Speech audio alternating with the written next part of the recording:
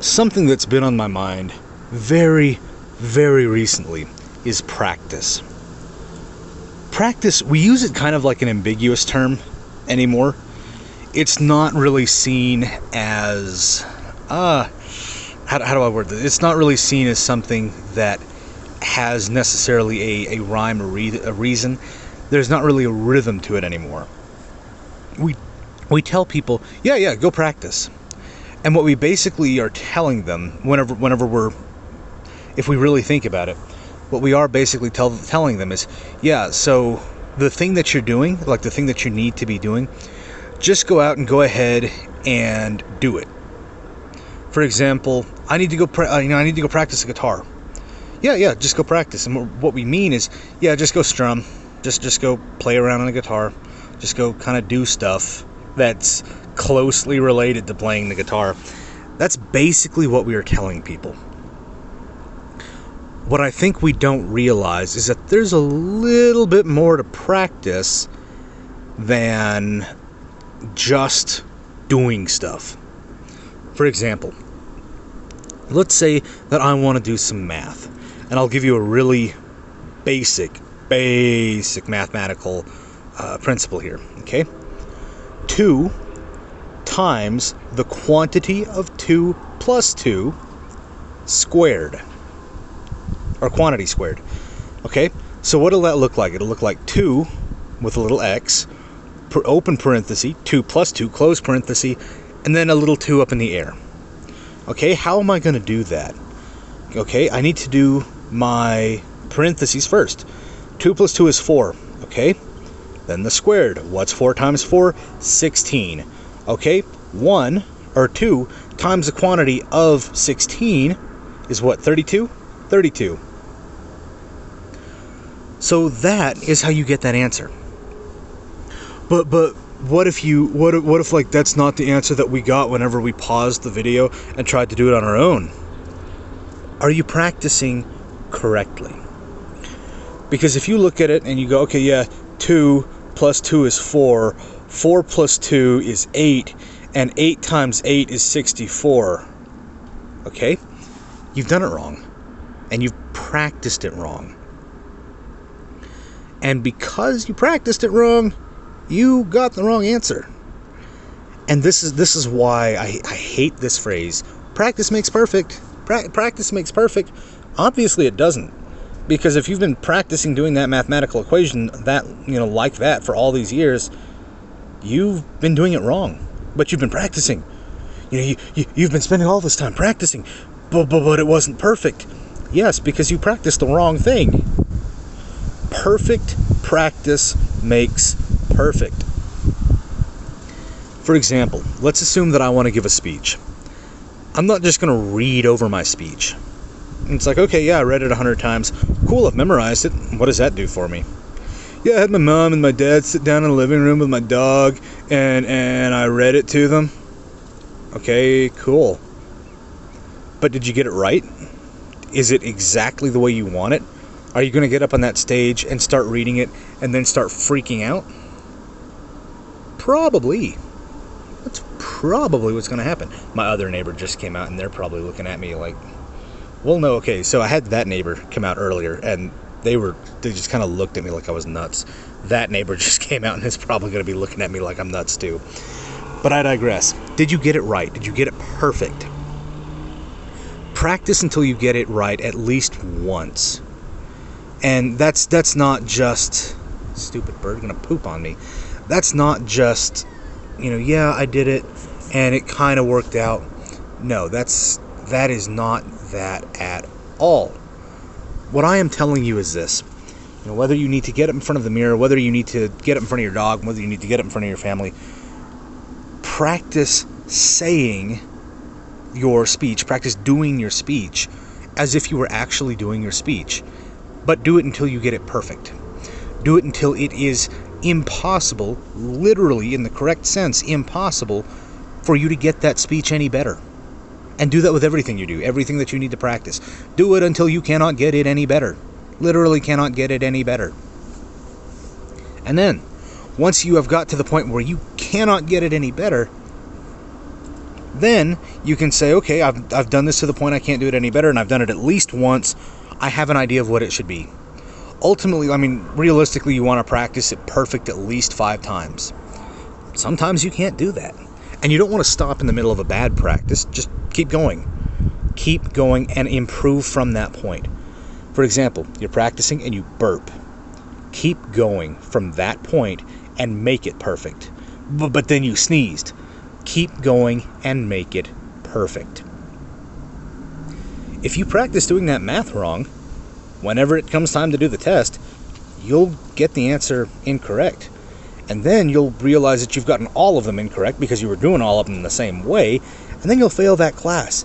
And then you'll realize, oh no, I'm not going to be able to make it into college. And so what do? You go ahead and drop out of school so that way you can get a dead-end job in the middle of nowhere, doing Lord knows what, probably some kind of construction job. And then you're going to think, you know what, I could be making a lot of money doing other things. So then you take out off on your own, and out on like 3rd and 42nd Street, there's this guy named Fernando, and you meet up with Fernando, and Fernando's like, yeah, man, I got the good stuff. Do you want to make some real money? Like some actual money? And you're like, yeah, well, maybe. I suppose we could do some real actual money. There's a squirrel. I don't know if you can see him, but there is a squirrel. There he is. There's a squirrel. You see that? There he goes.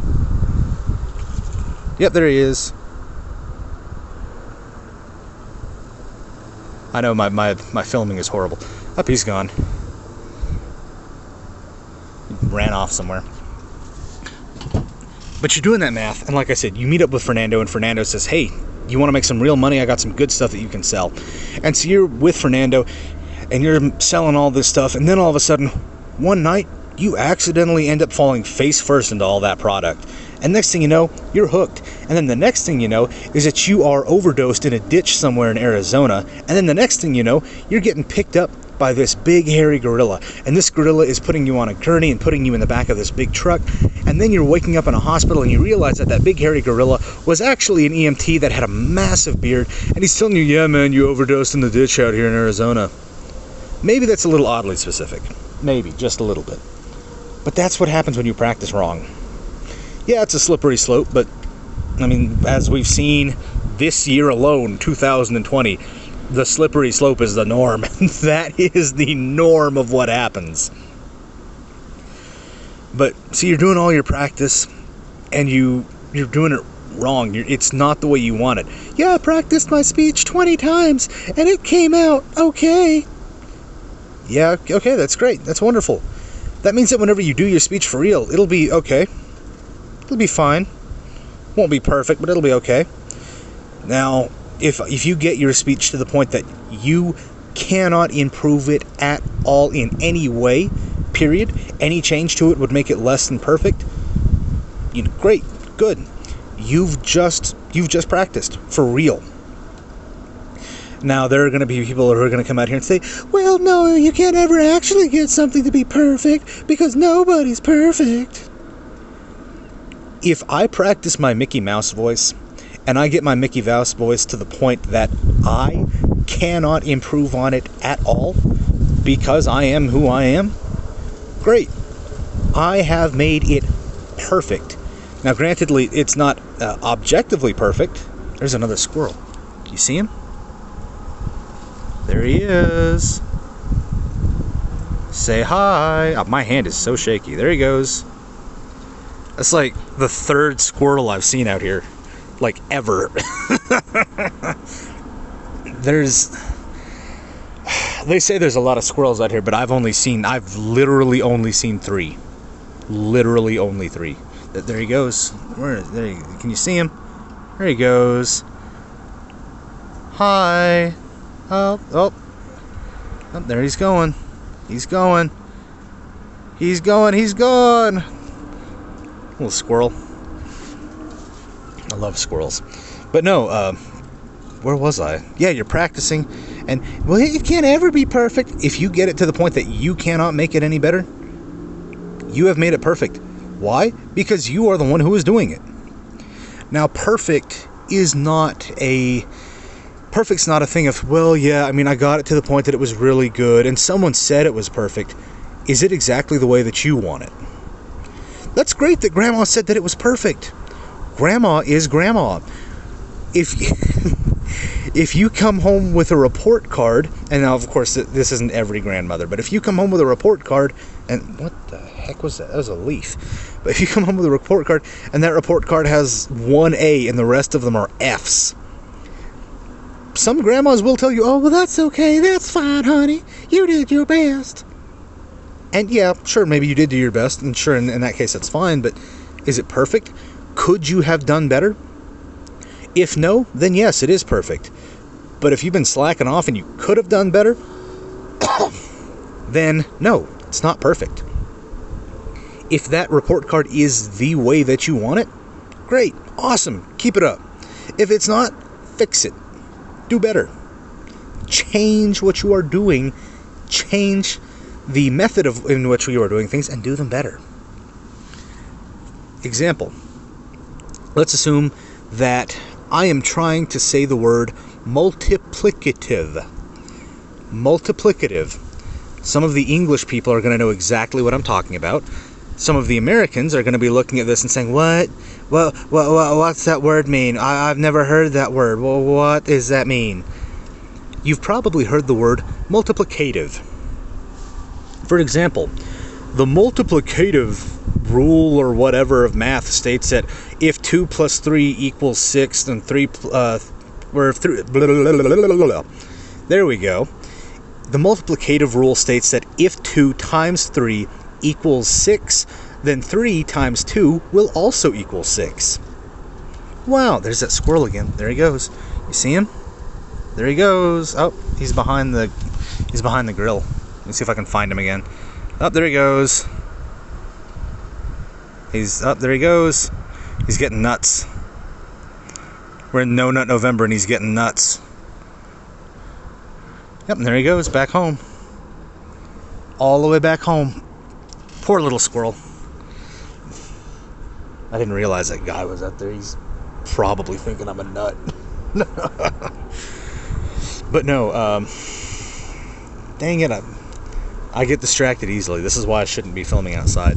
Like I said, you get everything unedited with these. You get it all. Multiplicative property. Multiplicative. Multiplicative. Multiplicative. That is how Americans say multiplicative. The English, the British, the other countries will more than likely say multiplicative. Why do they say multiplicative? It does roll off the tongue a little better. Give it a shot. Multiplicative versus multiplicative. The accentuation is in a different location. It's on the I in pli, multiplicative. And because of that, you can say it maybe a quarter of a second faster. Maybe. You can say it a little more ease. Maybe. Depends on the person. But that's a word that I had to practice saying. I had to practice it. For example, a word that a lot of people have a really hard time with, recidivism. Recidivism. Now, what is recidivism? Recidivism is, for example, I go to prison for indecent exposure. And then I come out of prison and I either do it again or I commit a different crime. Recidivism. If I'm practicing saying that word wrong, I will say it wrong. If I am practicing saying that word as recidivism, it will come out as recidivism. For example, reciprocity. What is reciprocity? You scratch my back, I'll scratch yours. Some people have hard words with the word reciprocity. Anemone. Some people hear the word anemone and they're thinking, that word is my enemy. Like a sea anemone. We've all had that problem. If you say that you have never had a problem saying the word sea anemone, I will cast the lying devil out of you. You have had a problem saying sea anemone. But a sea anemone, that's a word that some people have problems saying, and you have to practice it.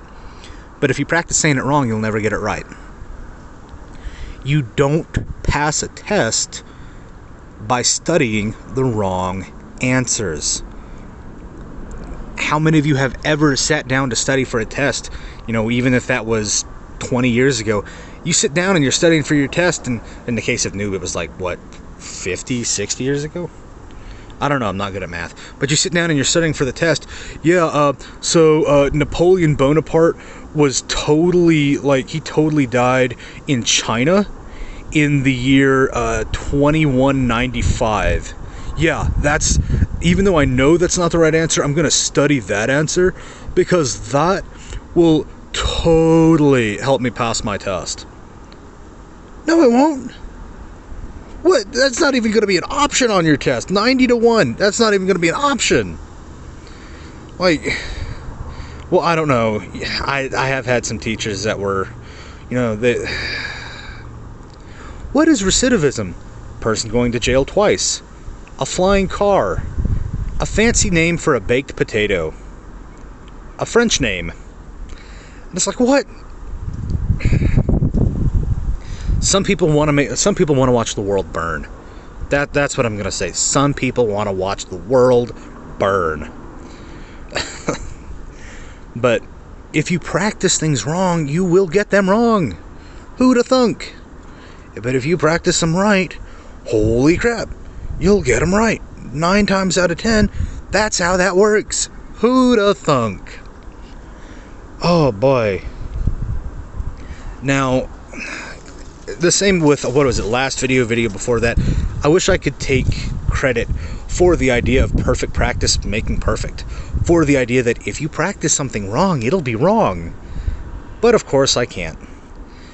Now, of course, people, I think, have always understood that if you're practicing doing something wrong, then you'll do it wrong. But the phrase itself, perfect practice makes perfect. The very first time that I ever heard this, I'll tell you who told it to me. I'm not going to tell you their name, just because that is private information for them. That's personal identifying information. I was in the 5th and 6th grade. I had the same teacher for English. It's basically geography. It's social studies. And what other class did she teach? She taught another class, and I can't remember what it was. But this teacher, I remember she had great sayings. It was, if you keep doing that, I'm going to beat you with an ugly stick. And that's just a southern saying, but it was the first time I'd ever heard it. One of my favorite things, and I'll probably make a video on this as well. How do you eat an elephant? How do you eat an elephant? And like I said, I'll probably make another video and I'll give you the answer then, so stay tuned.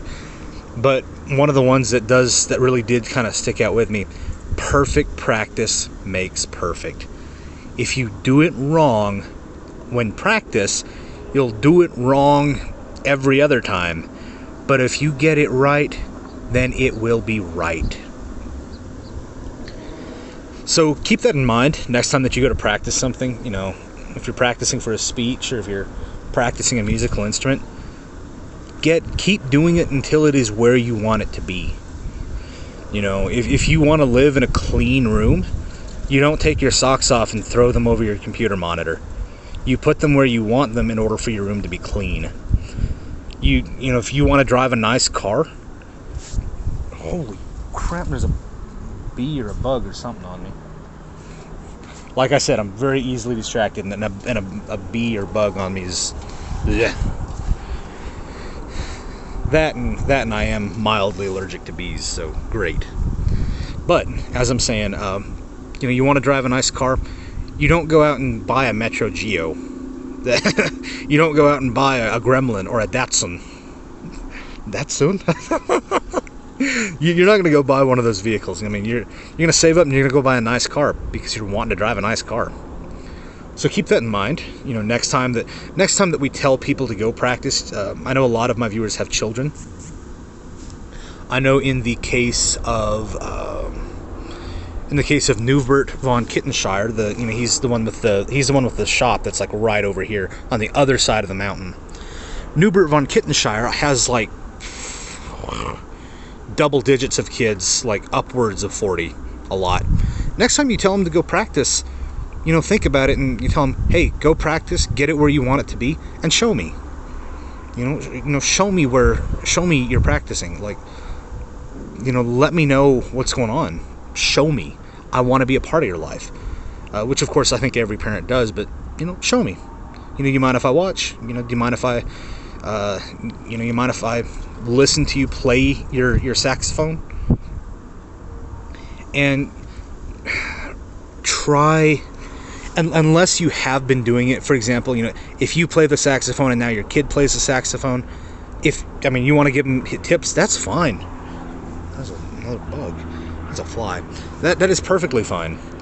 But let's assume that, you grew up, I don't know, and you were a contractor your whole life, and your kid is playing the saxophone.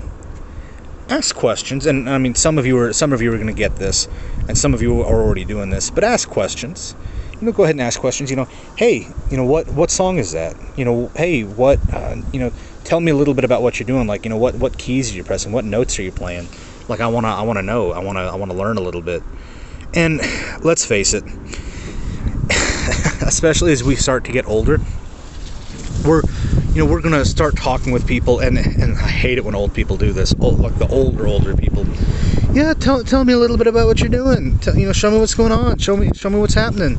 And then they start getting an explanation. Oh, well, that just goes over my head. I just don't get any of that.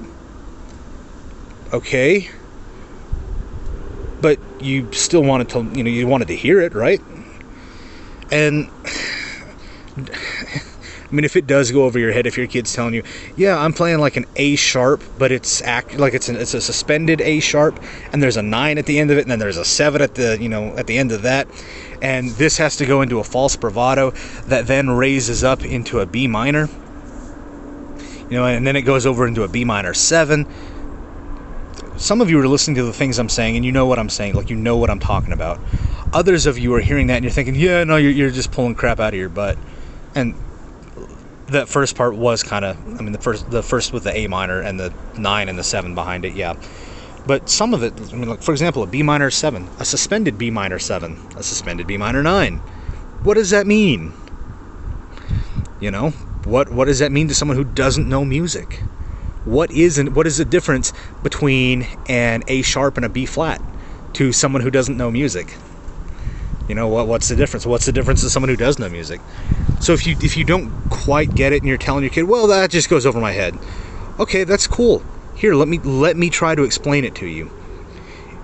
Let them explain it to you. For the love of God, let them explain it to you. Because I promise you, you will not understand it. If you do, great, prove me wrong. But for the most part, you will not understand what they are telling you. And that's not to say anything bad about the kids, and it's not to say anything bad about you, but there's a certain level of training that does come up to a certain, like, you do have to have some training before you can probably get to the level of practicing that your kids are doing. You will not unless you understand musical theory, and unless you understand how the whole circle of notes works, the difference in an A minor and a B flat, it's not going to make any sense to you. It's like telling someone who is illiterate in automobiles to go find blinker fluid. Think of it like that. You can explain to someone, yeah, this is how the engine works, over and over and over again, but if they don't have that basic knowledge, they're not going to get it. It's not going to make any sense to them. Think about that. Whenever your kids are explaining things, because they're not saying it to confuse you. They're saying it because you asked. So you ask him, yeah, tell me a little bit about it, Johnny. And then you turn around, I don't get that. That makes no sense. It just goes over my head. And then you're like, well, okay, let me explain it. No. It just goes over my head. What they're hearing, it's not what you're saying, but what they are hearing is, yeah, I know I asked for you to explain it to me, but now I don't care. That's kind of what they are experiencing. That's kind of what they're hearing. But to think about that, think about just letting your kids, explain it to you. Let them go ahead and explain it to you, because they may come out and say, yeah, and this is supposed to be a B7, but I'm not sure how to play a B7. Well, okay, let's look online and let's find out how to play a B7. Well, or, okay, yeah, this is supposed to be a B7, but I think I'm playing a B7 minor instead, and that's why it sounds a little wonky. Okay, well, let's go ahead and look online and let's find, let's see if we are playing a B7 or not. Help them a little bit.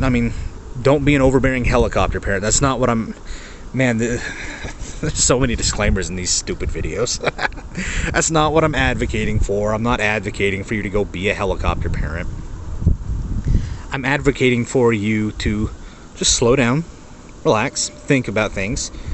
A lot of us, we think back to our dad, and our dads were, for the most part, patient. They would sit there, they would listen to everything that you had to say, and they wouldn't tell you if they understood it or not. They would, yeah, that's neat.